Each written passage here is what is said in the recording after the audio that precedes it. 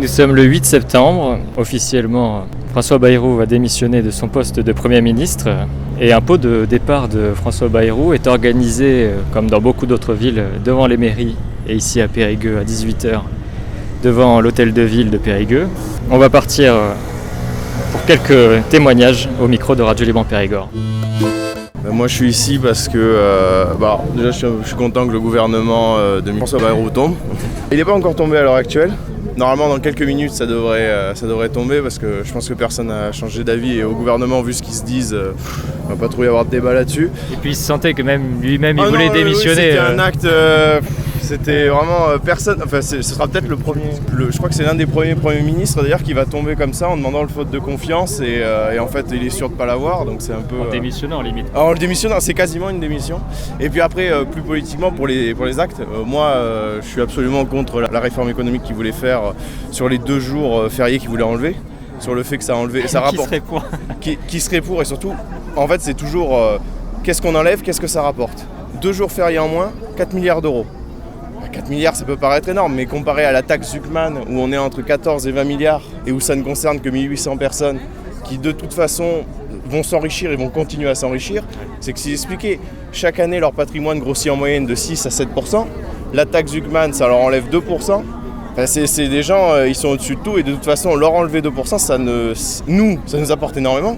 14 à 20 milliards, sachant que ça considère, il y a 1800 personnes, je crois 1800 quasiment milliardaires qui sont touchés, alors que là on redistribue sur tous les travailleurs. Oui, mais la question c'est pourquoi ce n'est pas déjà fait Pourquoi c'est pas déjà fait ? Déjà, si je me souviens bien, la taxe Zuckman, ça a été bloqué au Sénat. J'ai un doute, ça va peut-être être... c'est dans l'avenir, c'est après Bayrou, il faudra un nouveau Premier ministre, un nouveau gouvernement. Là, on va voir, parce que personne n'aura de majorité, ça c'est sûr. Il y a toujours un tripartition au gouvernement. Peut-être que là, si c'est un Premier ministre PS, peut-être que la taxe Zuckman revient sur le devant de la scène. J'ai vu que les socialistes avaient proposé leur contre-budget, tout ça, en étalant un petit peu, qu'on appelle ça la réduction de la dette à 2032 au lieu de 2029. Oui. Donc à voir ce que ça propose, à voir aussi où est-ce qu'ils vont pouvoir aller chercher des voix dans l'Assemblée. Parce que là, c'est comme je disais, c'est tout le NFP, s'il est réuni, par exemple, moi je suis plutôt de ce côté-là, s'ils essayent de mettre que leur programme et uniquement leur programme, en fait ça ne marchera pas parce qu'ils vont manquer de voix. Ils vont manquer de voix. Alors, surtout, ils n'auront déjà pas la majorité absolue. Ils n'ont pas de majorité relative. Comparé au socle commun, là, qui est actuellement, ils ont moins de voix. Ils ont moins de voix. Ouais, bref, mais il y a quand même peut-être une dissolution. Donc après, ils pourraient avoir des voix. S'il y a une dissolution. Il y a une dissolution. Après, les sondages, qui sont un élément dans le temps et en fonction d'eux, montrent que c'est pas forcément à l'avantage de la gauche, plus à l'avantage du RN, à voir... Ça, c'est les médias qui en parlent. Après, est-ce que les gens vont vraiment voter pour le Rassemblement national ? Mais les sondages sont toujours un peu pas truqués, mais ils ont toujours des marges d'erreur et des choses comme ça. Ils ont toujours des biais. Après, on a vu quand même que le Rassemblement national avait changé un petit peu son programme juste avant les dernières législatives. Oui, il a un peu changé, même s'il se contredit souvent, notamment sur le départ à la retraite, notamment sur le rôle il voudrait se dédiaboliser en amenant un truc social et tout ça. Pas du tout, en fait, ils se contredisent tous les 4 matins. Tous les députés du Rassemblement national sont toujours... je vois pas comment on peut diriger avec eux. Leur champ de bataille, c'est l'immigration, ça règle tout. Ça règle rien du tout. Virer des pauvres gens du pays ou ne les faire même pas rentrer, les laisser à la porte en les laissant mourir dehors, en fermant les yeux et en se disant c'est pas mon problème, ils sont à l'extérieur de chez moi, ça ne résout aucun problème. On ne sait pas pour qui on va voter. S'il y a peut-être une dissolution, alors ça peut débloquer le pays. Le pays qui sera bloqué le 10 septembre. Mais le problème c'est que la 5ème République ça a été pensé comme des partis majoritaires, 2 partis, PS, UMP. Et là maintenant c'est terminé tout ça. On est en train d'apprendre à cohabiter à l'Assemblée. Peut-être que les élections amèneront de la clarté, mais c'est pas sûr. Ça, rien n'est sûr. C'est vrai. La Constitution est mal faite en fait. Elle est pas mal faite, c'est juste qu'il n'y a pas un problème constitutionnel. Il y a un problème les Français ont 3 visions, le RN, la gauche et le centre. Enfin, le centre droit. Ils ne se sont jamais mis d'accord. C'est pas une habitude parlementaire en fait, contrairement en Allemagne où il y a ces alliances qui se font depuis longtemps. Oui, ils se font depuis longtemps et surtout ils sont beaucoup plus habitués. Nous, ça Enfin, historiquement, la Ve République, il y a eu des cohabitations, mais ça n'a jamais été ce style-là, ce tripartite-là. Donc voilà, pour dire, moi je suis là pour dire qu'au moins je suis content que Bayrou s'en aille. Mais après, effectivement, il va falloir penser la suite. Avec qui, comment. Il y a certains budgets qui sont proposés. Moi je suis plus un budget PS, voire un budget encore plus de taxation pour les riches et tout ça. Mais voilà, à voir comment ça va se passer. Merci pour ce témoignage, ça fait plaisir de voir des jeunes qui suivent la politique. Puis en plus, je pense qu'on devrait en voir plus, et vous serez là le 17 septembre. Ah oui, j'ai posé mon jour de grève, donc il n'y a pas de souci. Encore de la jeunesse ici pour ce rassemblement le 8 septembre pour le pot de départ de Bayrou. Et de la jeunesse encore étudiante. Ouais, c'est à l'UT, à Périgueux, donc en carrière sociale. En carrière sociale, et voilà. Tu suis l'actualité politique, c'est bien, bravo d'ailleurs. Oui, effectivement, il vaut mieux être au courant de ce qui se passe pour savoir dans quoi on tombe. Ouais. Donc, ouais. Et alors, ça te parle, les revendications du mouvement Bloquons-Tout, que l'ancien monde s'écroule là et qu'on recrée société un petit peu... On reprend contrôle un petit peu. Peut-être qu'on peut garder certains trucs de l'ancien monde, comme vous dites, je ne sais pas trop ce que vous entendez par là. En tout cas, il faudrait refaire l'histoire avec plus de place pour tout le monde. Qu'il y ait un système politique qui soit plus démocratique, quoi, en gros. Beaucoup plus démocratique, équitable, pas forcément égalitaire, mais équitable. Ouais. Et que le partage des richesses, le partage des connaissances, mais aussi aborder le sujet écologique, surtout en ce moment. Et donc, en renversant, on va dire, le gouvernement d'aujourd'hui, ça pourrait tourner une nouvelle page. Pour la question écologique, c'est notamment la loi du plomb qui était censée être discutée à l'Assemblée nationale, parce qu'il y a quand même eu 2,1 millions de personnes qui ont dit pourquoi faire une loi pour réintroduire quelque chose qui tue. L'État devrait nous protéger à la base. Voilà, la loi du plomb. Après, il y a plein d'autres choses dont on ne parle toujours pas. Et tout le monde a peur du changement, mais en fait, il faut vraiment entamer le pas et très vite, surtout. Avoir le courage d'une rupture, alors, politique. Voilà. Je sous-entends que tu es plutôt dans telle ou telle orientation politique de rupture, alors. Oui, forcément, il faut rompre avec nos habitudes et les habitudes politiques en ce moment. Parce que la génération de nos parents nous dirait que c'est difficile, les habitudes, difficile de faire changer les gens. Ça va faire l'histoire, trop bouger. C'est très difficile de... Oui, on est toujours accroché à toujours nos habitudes et tout le reste. Le changement, ça fait peur, donc on n'entame pas, on risque rien. Alors que vraiment, c'est grâce au changement qu'on pourrait tourner la page et trouver les solutions, quoi. Et alors, comment ça se manifesterait selon toi, une rupture ? Ça commencerait par quoi ? Déjà, que le système nous écoute, ce serait pas mal. Que ce soit d'abord le peuple, les citoyens qui se mettent un peu plus en avant de la scène et qui ne restent pas dans son entre-soi et dans son individualisme. Des espaces où les gens ont la possibilité de s'exprimer aussi, alors ça veut dire. Il faut en trouver, il faut les créer. Et comme on fait, on peut bloquer, mais juste... on n'est pas obligé d'être dans la colère directement dans l'affrontement, mais qu'on laisse tout le monde parler. Peut-être pas trop tout le monde, parce qu'il y en a, c'est un peu trop, Mais il ne faut pas non plus les empêcher de parler, des gens qui savent pas très bien parler. Non, les personnes dont je pense qu'il faudrait peut-être éviter. C'est quoi, c'est l'entrisme ? C'est des gens qui feraient en sorte de saboter ? Oui, l'extrême droite, tout ça quand même... je sais qu'il y a des intérêts économiques, par exemple. Voilà. Ouais.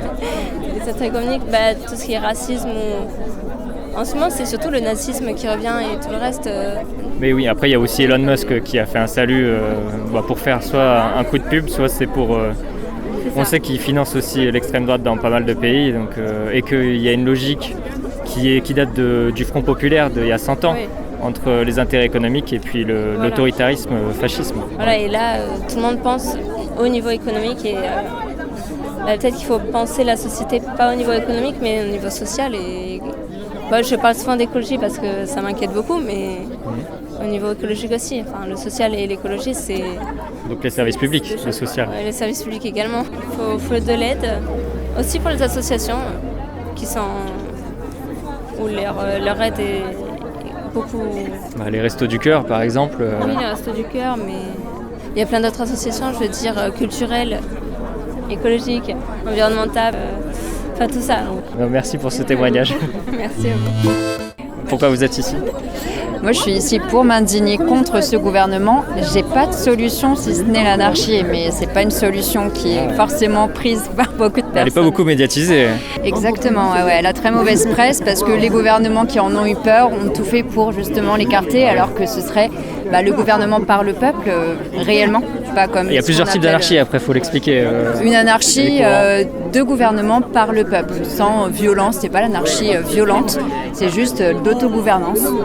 Parce qu'il y a donc l'autogouvernance, c'est l'anarcho-collectiviste. Et après, il y a les termes précis, j'avoue. Il y a les anarchistes individualistes, un petit peu. Il y a plusieurs courants. Donc il n'y a pas de violence.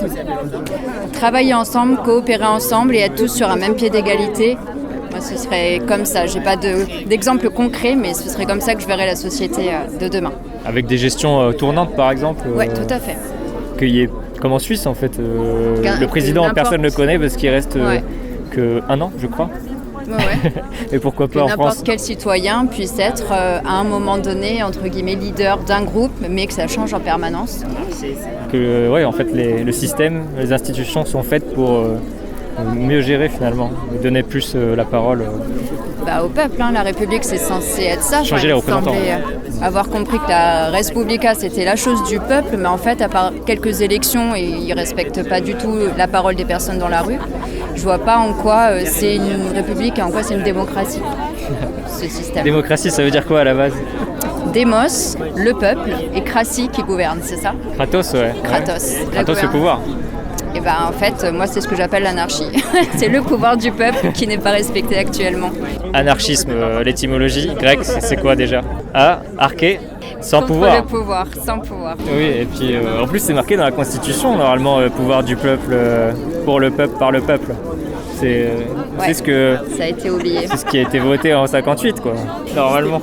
C'est ça. Mais après, il y a aussi la ligne qu'il exerce par ses représentants. Et les représentants, s'ils n'écoutent pas le peuple, on peut rien faire. On peut rien faire. Du coup, il faut que le peuple se soulève. On n'a pas d'autre alternative, hélas, parce que les marches pacifiques, ça n'a pas l'air de fonctionner. Je ne suis pas pour la violence, mais qu'est-ce qu'on peut faire ? Quelle est l'alternative ? Et alors, mais comment ça se manifesterait si on faisait une pétition, là, par exemple, pour changer la Constitution, pour une loi qui rajouterait la démocratie, ce serait laquelle ? Alors les pétitions, ça fonctionne pas visiblement. Par contre, déjà que la justice aille au bout de ses actions et mette toutes les personnes du gouvernement qui sont accusées, voire jugées en prison, ça ferait déjà de la place. Et de renouveler ce qu'on appelle actuellement l'élite, que ce ne soit pas une élite, mais que ce soit tout membre du peuple qui puisse davantage participer à cette société. Et localement aussi, comment on pourrait rajouter plus de démocratie ? Là, par les conseils citoyens, comme il existe déjà, et je pense que ça fonctionnerait mieux en fait localement que vraiment sur tout un pays. C'est très compliqué en fait de gouverner, de mettre d'accord tout un pays. Donc je pense qu'il faudrait des représentants, mais tournants, pas toujours les mêmes, pas forcément des députés, des personnes qui viennent déjà du monde politique, mais des représentants tournants des citoyens qui puissent à chaque fois aller rencontrer les autres. Que les habitants, qu'il y ait des consultations, des auditions citoyennes. Ouais, et beaucoup plus de référendums. Ouais. Beaucoup plus de référendums pour chaque loi votée, puisque ça nous concerne, qu'on ait notre mot à dire à chaque fois. Là, les référendums locaux, ça existe. Le maire peut en décider, mais c'est le maire qui le décide, et c'est pas d'initiative citoyenne. Il y a des pétitions, par contre, locales. Non, voilà, il faudrait que, en tout cas là, si on reste avec ce gouvernement actuel, qu'il y ait beaucoup plus de référendums de proposés, local et national. Des initiatives du citoyen.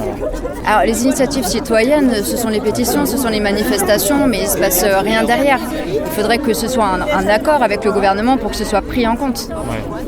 Que ça soit valable, que ça ne soit pas refusé automatiquement à chaque fois. Qu'on ait notre mot à dire pour chaque loi, chaque alinéa, chaque article, qu'on ait notre mot à dire. Et si on prend un peu de recul, là, avec Internet, en fait, les citoyens, à l'avenir, dans 20 ans, ils seront très bien informés, etc. Les informations vont très vite maintenant, aujourd'hui, ce qui n'était pas le cas avant, en 58, quand la Constitution a été créée. Donc, petit à petit, il va y avoir de plus en plus de contestations, avec de plus en plus de médias et de communication avec Internet. Donc, à l'avenir, il faudra que ça change, normalement. Oui, c'est ça. Moi, ce que je dis référendum, en fait, c'est pour éviter la contestation, les personnes dans les rues, etc. C'est-à-dire, en amont, à chaque proposition de loi, on demande au peuple oui ou non, d'accord ou pas d'accord. Et sinon, effectivement, il y a des contestations, mais tant qu'elles sont pacifiques, visiblement, ça ne fait pas réagir au-dessus. Donc, qu'est-ce qu'il faut faire ? Il y a un blocage et là, on est à un point de rupture en fait. Il va se passer quelque chose dans les prochaines années. Il faudrait parce qu'effectivement, on est à un point de rupture et là... Ça aille dans le bon sens par contre. C'est ce qu'on aimerait, ouais. Le problème des gros changements, c'est qu'on ne sait pas effectivement ce qui vient derrière. Ouais. Mais là, il faut que ça change. Ouais. Merci pour ce témoignage. Merci à vous. Quel est votre état d'esprit en ce jour de pot de départ? L'état d'esprit, moi je n'ai rien contre Bayrou. Le problème n'est pas un problème de personne, c'est un problème de programme. Et Macron pourra mettre autant de Premier ministre qu'il voudra, s'il ne change pas le programme, ce sera toujours pareil. On ne nous écoute pas, on ne nous a pas écouté pour les retraites, on ne nous écoute pour rien du tout. On nous parle d'une retraite à 40 milliards, ce qui fait frémir les petits que nous sommes, mais 40 milliards à l'échelle de la France, absolument rien du tout. Quand on voit la fraude fiscale, l'argent qui part à l'étranger, les cadeaux faits aux entreprises sans aucun retour, j'ai une suggestion pour Macron. Il me met Premier ministre, je lui trouve les 40 milliards dans la semaine, il n'y a aucun problème. Tout ce que vous avez dit, hein. Je sors les chiffres parce qu'on les a communiqués déjà. 211 milliards pour les aides aux entreprises, évasion fiscale 100 milliards. Et vous avez dit quoi aussi d'autre? Les intérêts de la dette? Non, 100 milliards. Voilà, vous comprenez ce que je veux dire, c'est l'esprit. Ça fait beaucoup déjà, les 40 on les trouve facilement. Voilà, tout à fait. Tout à fait. On peut les trouver, il faut arrêter de nous faire croire qu'on est en train de mettre en péril, etc. etc.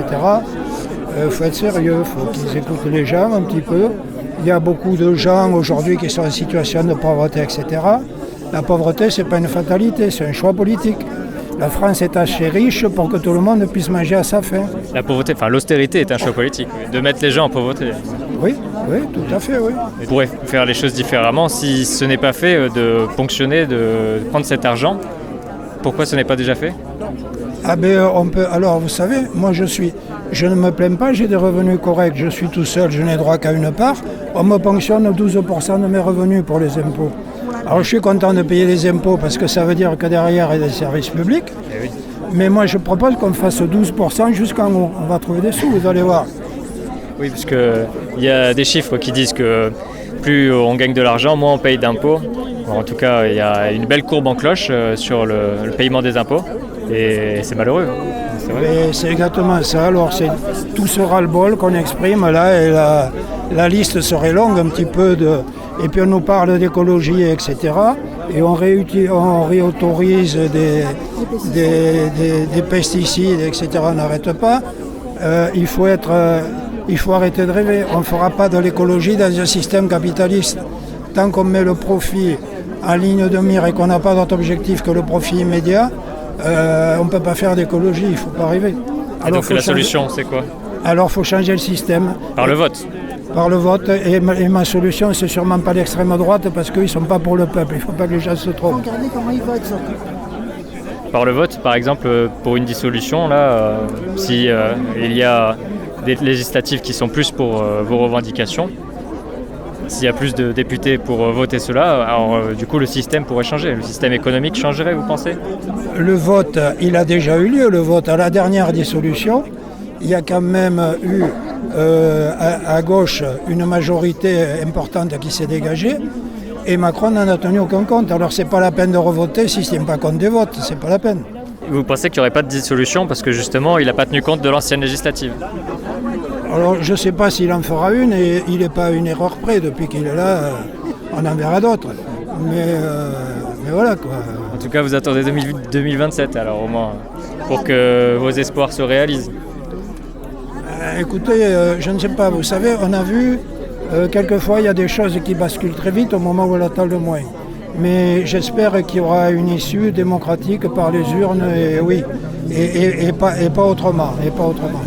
Vous pensez au boycott aussi, parce que le 10 septembre, c'est aussi les 3 mots d'ordre, c'est boycott, désobéissance et solidarité. Donc le boycott, qu'est-ce que vous en pensez? Le boycott, on peut, c'est plus ou moins facile pour chacun, mais je conçois qu'aujourd'hui, avec les gens qui travaillent, etc., dont beaucoup, il y a beaucoup de gens qui vivent à crédit et je ne dirais pas au-dessus de leurs moyens et tout ça. Je comprends que c'est difficile pour eux d'aller faire grève et des choses comme ça. Donc, qu'est-ce qui va se passer au niveau du 10 septembre? Je ne sais pas. On va voir. J'espère que ça se passera dans le calme surtout parce que qu'il n'y aura pas de violence parce que ça ouvre prétexte à la répression et ils attendent que ça. Donc. Le discrédit. Oui, tout à fait, oui. Discréditer les mouvements. Et quand on nous amuse avec les Black Blocs, alors je ne sais pas s'ils sont d'extrême droite ou d'extrême gauche, mais s'ils avaient voulu les arrêter, il y a longtemps qu'ils l'auraient fait. On n'en voit jamais un qui est arrêté. On nous prend pour des imbéciles, encore une fois. Là. Mais merci pour votre témoignage. Voilà, mais je vous en prie, c'est tout à fait sincère. Mais ça se voit, merci. Alors, l'Assemblée a délibéré 364 contre le maintien de Bayrou. 364. On se dirige donc vers Badinter pour et aller en discuter et poursuivre le mouvement. Démission, Macron, démission, Macron, démission, Macron, démission, Macron, démission, Macron, démission. Je n'étais pas ma guerre, alors j'ai déserté. J'ai fui dans les forêts, je m'y suis caché, refusant de servir de chair à canon. Donc après le résultat des votes, du vote de confiance de François Bayrou, le rassemblement qui s'était retrouvé à 18h devant la place de la mairie se dirige maintenant sur la place Badinter pour une petite discussion et des échanges de toutes les personnes qui sont rassemblées. Il y a à peu près une centaine, 200 de personnes pour une assemblée générale. Vous avez chanté quoi? Corrigan Fest, un groupe de Xavier Peterman de 2008. Et que le 10, l'occasion, ce serait bien qu'on se réunisse pour en discuter, comme tu l'as dit. Et que du coup, qu'on ait plutôt un point de rassemblement à Périgueux. Donc, rendez-vous à 10h à Tourny pour... Hein? Sans drapeau. Sans drapeau, merci de le préciser. On peut avoir cela ou pas? Leur fait accélérer. Oui, bien sûr, les banderoles faites maison, etc. C'est nickel. Ouais. Et attendez, les gens, il est quelle heure? Il est moins 2. Est-ce qu'on n'est pas les meilleurs du monde? Moi, j'ai un petit truc à rajouter concernant la soupe paysanne à midi. En fait, on va probablement être très nombreuses. Je pense que les paysannes qui se sont lancés dans l'aventure, ils s'attendent peut-être pas à avoir autant de monde. Enfin, c'est génial. Mais peut-être si vous voulez contribuer à cette soupe paysanne, c'est possible de ramener de la soupe tout simplement, mais aussi de ramener du fromage, de ce que vous voulez, à partager du pain, parce qu'on sera peut-être à sec assez rapidement. Et aussi des tables, des barnums, parce qu'il va y avoir des choses, mais là c'est un peu difficile de se compter et de présager du nombre qu'on sera. Et c'est trop cool, franchement bravo à nous, parce qu'une AG organisée au pied levé dans un lieu public comme ça, c'est trop cool, bravo, félicitons-nous. Voilà, on se retrouve donc à 10h à Tourny. Il y a des boissons là, donc on peut continuer à boire, mais en tout cas c'est ça qui sera posté sur Telegram. Est-ce que vous êtes d'accord? Je sais qu'il y a 2-3 mains qui se lèvent, mais est-ce que ça vous...